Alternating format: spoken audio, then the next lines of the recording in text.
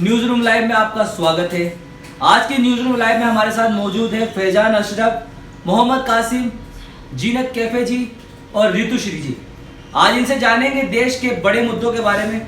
जैसा कि आपको पता है, कोरोना की तीसरी लहर ने दस्तक दे दी है। देश और राज्यों में हाहाकार मचा हुआ है। बात अगर राजस्थान की करें तो राजस्थान में खुद सीएम अशोक गहलोत पॉजिटिव हो गए और लगातार केसों की जो स्पीड है 3 से 4 गुना तेजी से केस बढ़ रहे हैं। वही दूसरी तरफ अगर प्राइवेसी की बात करें तो देश में कुछ ऐसे ऐप्स आ गए हैं जैसे बुल्ली बाई ऐप, जिन्होंने लोगों की प्राइवेसी पर हमला बोला है। आज उस ऐप के बारे में बात करेंगे। और लड़कियों की उम्र जो है शादी की 18 से 21 साल कर दी गई है, इस पे भी आज चर्चा करेंगे। तो सबसे पहले हम कोरोना पे बात करते हैं। कोरोना के केस लगातार बढ़ते जा रहे हैं। पूरे देश के अंदर कोरोना से हाहाकार मचा था। सेकेंड वेव में तीसरी लहर एंटर हो चुकी है। इसी को लेकर बिहार में जो है धार्मिक स्थल बंद कर दिए गए हैं। तो इस चर्चा में हमारे साथ मौजूद है मोहम्मद कासिम से जानेंगे कि क्या माहौल है बिहार में, किस तरह की गाइडलाइंस, पाबंदियां लगाई गई है। तो कासिम बताइए, जिस तरीके से कोरोना की जो तीसरी वेव ने दस्तक दे दी है और बिहार में जो है मस्जिदें बंद कर दी गई है, दूसरे धार्मिक स्थल बंद कर दिए गए, तो क्या अपडेट है? सर, उसका ये अपडेट है कि बिहार के अंदर जो है आज जुमा की नमाज भी अदा नहीं की गई, क्योंकि उनको बाज़ाब्ता जो इंतज़ामिया की तरफ से जो है नोटिस दिया गया कि हालात बहुत ज़्यादा जो है बिगड़ रहे हैं, कोरोना ज़्यादा आ गया है, जिसकी वजह से हमने जो है मस्जिदों में रोकथाम लगा दी।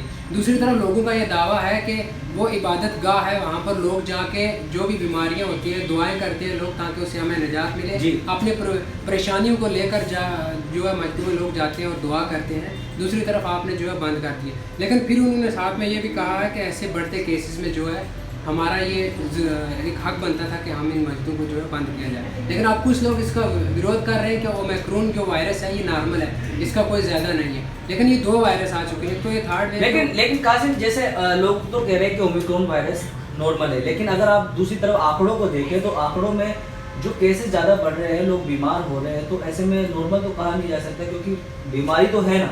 देखो, जिस तरीके से ये भी एक अच्छा सवाल है आपका, क्योंकि कुछ जो स्टेट है उनके अंदर तो बाज़ाब्ता जो कुछ चीफ मिनिस्टर उन्होंने स्टेटमेंट दिया, कुछ डॉक्टर ने, कि ये नॉर्मल है। दूसरी तरफ केसेस बहुत ज़्यादा बढ़ गए, इतने मतलब जितने फर्स्ट वेव सेकंड में नहीं बढ़े थे, जितने कल के दिन में इतने केसेस जो है इंडिया के अंदर जो है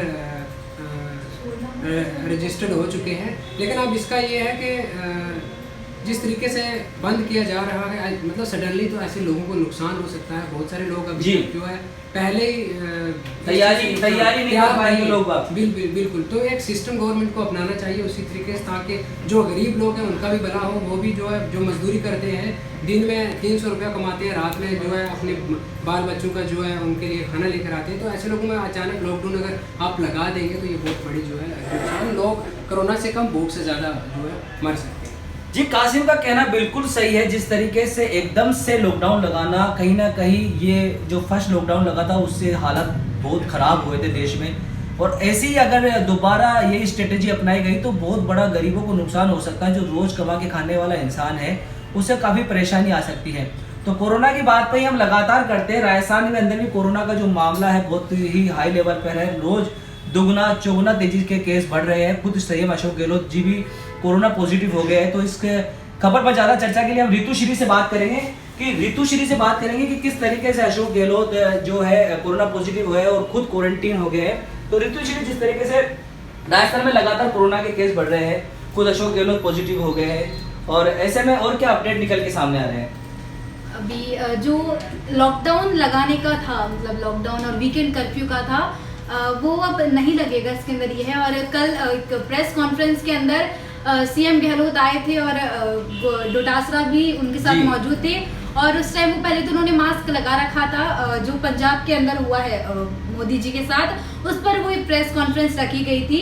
तो उसके अंदर वो मास्क लगा कर आए। फिर उसके बाद उनको पता था कि उनकी 2 दिन से तबीयत ठीक नहीं है, उसके बावजूद भी उन्होंने एक प्रेस कॉन्फ्रेंस की और उन्होंने वो मास्क उतार कर प्रेस कॉन्फ्रेंस की। उसके बाद ही मतलब 1 से 2 घंटे बाद ही उनके पास ये रिपोर्ट आई कि वो कोरोना पॉजिटिव आ गए, जिसके बाद उन्होंने ट्वीट करके ये खबर दी कि मैं पॉजिटिव आ गया हूँ। जो मेरे भी संपर्क में लोग आए हैं वो अपने जो प्रिकॉशंस है वो कर लें, मतलब क्वारंटाइन हो जाए। और उसके बाद अभी जो मुख्यमंत्री है वो भी क्वारंटाइन हो रखे हैं। और इसके अंदर जो है साथ ही जो लॉकडाउन को लेकर चर्चा हो रही थी, तो उसके अंदर भी इन्होंने साफ क्लियर कर दिया कि कोई वीकेंड कर्फ्यू वगैरह नहीं लगेगा।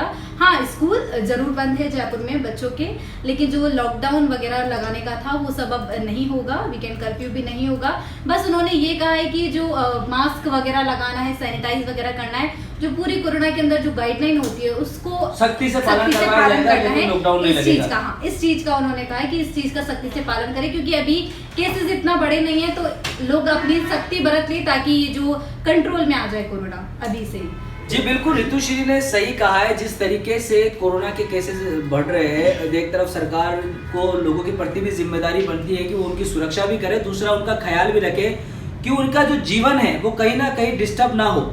ये अच्छा फैसला है गहलोत सरकार का कि वो एक लिमिट के बाद जो है कोरोना पे कर्फ्यू लगा सकते हैं या नहीं लगा सकते, अभी इसका कहना नहीं है, लेकिन सख्ती से उन्होंने कोरोना गाइडलाइन की पालना कराने के निर्देश जरूर दे दिए हैं। मास्क लगाने और सोशल डिस्टेंसिंग की पालना करने के भी उन्होंने निर्देश दिए हैं।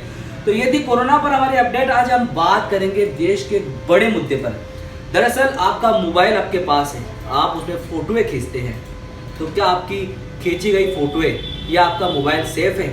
कई किसी हाइड ऐप या कुछ छुपे हुए ऐप द्वारा आपकी फोटोएं तो बाजार में बेची नहीं जा रही, आपकी प्राइवेसी को खतरा तो नहीं? ऐसा एक मामला सामने आया है हमारे भारत में, जो बहुत बड़ा मामला है। दरअसल हम बात कर रहे हैं बुल्ली बाई ऐप की। इस ऐप पर यह आरोप सिद्ध भी हो चुके हैं कि इस ऐप के द्वारा कुछ महिलाओं की फोटो वायरल की गई, किसी खास समुदाय की महिलाओं की फोटो वायरल की गई। ये मामला सामने आने के बाद इस ऐप पर एक्शन लिया गया और उसके बाद में ऐप पर एक्शन लिया गया। और जो ऐप की जो मास्टरमाइंड थी, एक लड़की थी जिसकी उम्र महज 18 साल थी। तो आज हम बात करेंगे इस पर मैम जीनत कैफी जी से, इस खबर पे ज़्यादा चर्चा की गई। जी मैम, जिस तरीके से बुल्ली बाई ऐप चर्चाओं में है, तो और क्या अपडेट सामने आ रहा है? किस तरीके से महिलाओं की उसमें फोटो वायरल की गई और अब क्या अपडेट सामने आ रहे हैं? अल्लामा इकबाल साहब ने एक शेर कहा था कि वजूद ज़न से है तस्वीर कायनात में रंग, यानी कि दुनिया की जो तमाम रंगीनियाँ हैं, जो भी कुछ है, वो औरत के वजूद से हैं। लेकिन कुछ लोग हैं जो इस औरत की जो इज्जत है उसको बेइज्जती में बदलने में मशगूल हैं। इनमें से ही चंद लोग हैं जो इस तरह के ऐप बनाते हैं और मशहूर होना चाहते हैं कि हमने देखिए इस तरह का ऐप बनाया, औरत की जो इज्जत है उसको दागदार किया, उसको तार किया, अपने पैरों तले कुचला। तो बुल्ली बाई ऐप का जो मामला है वो ये है कि अगर आपने जैसे किसी फ़ोटो डाली मोबाइल पर, उन्होंने उसे हैक कर लिया और फिर कुछ अकलती लड़कियों की जो फ़ोटोज़ थी बुरखे में, उन्हें एक ऐप पर डाल के उसे नीलाम करने की कोशिश की। तो ये बहुत ही नफरत अंगेज़ मामला है और जो इसके जो कसूरवार हैं उन्हें बिल्कुल बख्शना नहीं चाहिए, क्योंकि एक औरत अगर बाहर सड़क पर चल रही है तो चलिए हम सोच भी सकते हैं कि चलिए इसको किसी ने फ़ोटो ले ली, लेकिन हम अगर अपने कमरे में बैठकर अपनी कोई वीडियो बना रहे हैं, कोई फ़ोटो ले रहे हैं, तो ये तो बिल्कुल भी सेफ नहीं हुआ। हिफाजत के तौर पर इसे अब क्या करना चाहिए, इसे सरकार को कैसे डील करना चाहिए, ये इसके बारे में सोचना बेहद ज़रूरी है, क्योंकि ये इसने हमारी प्राइवेसी, हमारी ज़ातियत पर हमला किया है। जी बिल्कुल, जीनत जी ने सही बात कही है कि एक आदमी अपने घर में बंद है, वो अपने फ़ोन के साथ जो उसने खरीदा है, अपनी पर्सनल चीज़ में कुछ भी रख सकता है, अपनी फ़ोटो। तो ऐसे में अगर उसकी प्राइवेसी का हनन उसके कमरे में बैठा हो रहा है, तो ये बहुत ही सोचने वाली बात है। सरकार को भी यहाँ पर आईटी नियमों पर कड़े कानून लगाने चाहिए और आईटी एक्ट को स्ट्रॉन्ग बनाना चाहिए। और दूसरी बात, मैं दर्शकों से भी कहना चाहूँगा कि जब भी आप अपने फ़ोन में कोई भी ऐप इंस्टॉल करें तो ये कोशिश करें कि आप सीधा जो प्ले स्टोर आता है वहाँ से अपने ऐप यूज़ करें। ओपन सोर्स अगर आप ऐप यूज़ करते हो दूसरी साइड से, तो वो कहीं ना कहीं आपकी प्राइवेसी को खतरा पहुंचा सकते हैं। कोई ऐप अगर आपको फ्री मिल रहा है बाजार में, तो उसका मतलब है कि वो भी आपसे कुछ लेगा। कुछ परमिशन देते समय, जब भी आप ऐप इंस्टॉल करें तो जब आप कोई परमिशन दे, तो परमिशन देते समय आप ये ध्यान रखें कि फिजूल की परमिशन उन ऐप्स को ना दे। मान लीजिए कोई कैमरे का ऐप अगर आपने इंस्टॉल किया है, तो आप उसे फोटो गैलरी की परमिशन दे देते हैं। ऐसे में वो अगर आपकी लोकेशन भी मांगता है, तो यहाँ पर आपको सतर्क होने की बात है, क्योंकि कैमरे का ऐप से लोकेशन का क्या ताल्लुक। तो इन चीज़ों को भी यूज़र को ध्यान रखना चाहिए और किसी भी ऐप को परमिशन देने से पहले ये सोचना चाहिए कि उसे किस तरह की परमिशन दी जाए, ताकि आगे आपको समस्या ना हो। जिस तरीके से बुल्ली बाई ऐप में भी ऐसा ही एक मामला सामने आया था। चलिए, बात होगी बुल्ली बाई ऐप की। बात थी लड़कियों की फोटो वायरल हुई थी बुल्ली बाई ऐप के थ्रू। अब ऐसे में सरकार जो है लड़कियों के लिए, जो है लड़कियों के विकास के लिए नई नई योजनाएं लेके आ रही है, उनके लिए कुछ नियम बनाए जा रहे हैं। ऐसे में लड़कियों की महिलाओं की शादी के लिए भी सरकार ने एक नियम बनाया है कि 18 साल की बजाय अब 21 साल की उम्र जो है शादी की कर दी गई है। इस खबर पर ज़्यादा चर्चा के लिए हम फैजान अशरफ से बात करेंगे। जी फैजान अशरफ, जिस तरीके से लड़कियों की शादी की उम्र 18 से 21 साल कर दी गई है, उस पर और क्या अपडेट निकल के आ रहे हैं? सर देखिए, सबसे पहले तो हम उस फैसले पर बात करने से पहले कुछ बैकग्राउंड में कुछ चीज़ें हम कहना चाहेंगे कि जब से एनडीए की सरकार आई है, मोदी जी की सरकार आई है, इन्होंने जितने भी फैसले लिए हैं हम आपको गिनवा सकते हैं उंगलियों पर। जैसे नोटबंदी का फैसला था, तो नोटबंदी में क्या हुआ, एकदम जैसा लगता है कि जल्दबाजी में फैसला लेते हैं। इन्होंने फैसला लिया, उसका बुरा असर क्या पड़ा समाज में, इकोनॉमी पर क्या असर पड़ा, कमर टूट के रह गई इकोनॉमी। उसी तरह जीएसटी पर जो फैसला लिया गया, जीएसटी ने आज जो है कारोबार को तबाह कर दिया पूरा। जो इंडिया की जो जीडीपी है कितना उसका स्तर गिर गया है। उसके बाद हम जब और आगे बढ़ते हैं, हम देखते हैं कि इनका अगला फैसला एनआरसी और सीएए का था। उन्होंने मुल्क की क्या हालत की। फैजान, मैं आपको रोकना चाहूंगा कि एक्चुअली क्या है कि मुद्दे बहुत है हमारे देश में। अब अभी जो हमारा मेन फोकस है वो इसी मुद्दे पर है कि जो लड़कियों की शादी 18 से 21 कर दी गई है। मोदी जी का फैसला है, मैं मानता हूं कि मोदी जी ने अभी जो है 7 से 8 साल अभी राज कर लिया, अभी और बाकी। मैं उसी पर आता हूँ, मैं उसी पर आऊँगा। मैंने कहा था थोड़ा सा बैकग्राउंड बताऊंगा मैं। एनआरसी का फैसला लिया इन्होंने, पूरा तूफान मच गया, एकदम पूरा प्रोटेस्ट, धरने, शाहीन बाग क्या क्या खड़ा हो गया, जामिया मिल्लिया में लाठियां चली। उसके बाद अभी किसान का जो फैसला लिया गया उसको उन्होंने वापस भी ले लिया। लेकिन कहने का मतलब हमारा ये है कि जिस तरह ये सारे फैसले इनके गलत ही थे कहीं ना कहीं, उसी तरह ये वाला फैसला भी गलत ही साबित होगा। आज लोग तारीफ कर रहे हैं भले चंद लोग, लेकिन ये वाकई में समाज के लिए बहुत ही बुरा फैसला है। एक दो पॉइंट्स बताइए। जैसे कि हम बताना चाहेंगे आपको कि लड़कियों की शादी की उम्र 16 साल के बाद हो ही जाती है कहीं ना कहीं, लेकिन 18 किया था, ठीक है, अच्छा था। आप 21 कर रहे हैं, इसका मतलब उससे पहले तो लड़की शादी कर नहीं सकती। अब उससे पहले मान लो कि शादी नहीं कर सकती है, तो उससे पहले क्या होगा, सोसाइटी में बुरे काम होंगे। आप देख ही रहे हैं, डेटिंग होंगे, उल्टे सीधे काम होंगे, क्राइम बढ़ेगा, रेप होंगे। सबसे बड़ा तो डर तो रेप का है कि रेपिस्ट बढ़ जाएंगे, क्योंकि शादियां तो होंगी नहीं। तो इसका बुरा असर समाज पर पड़ेगा। और भारत का जो एक वो था तहजीब थी यहाँ की, वो कहीं ना कहीं वेस्टर्न कल्चर लाने की कोशिश की जा रही है।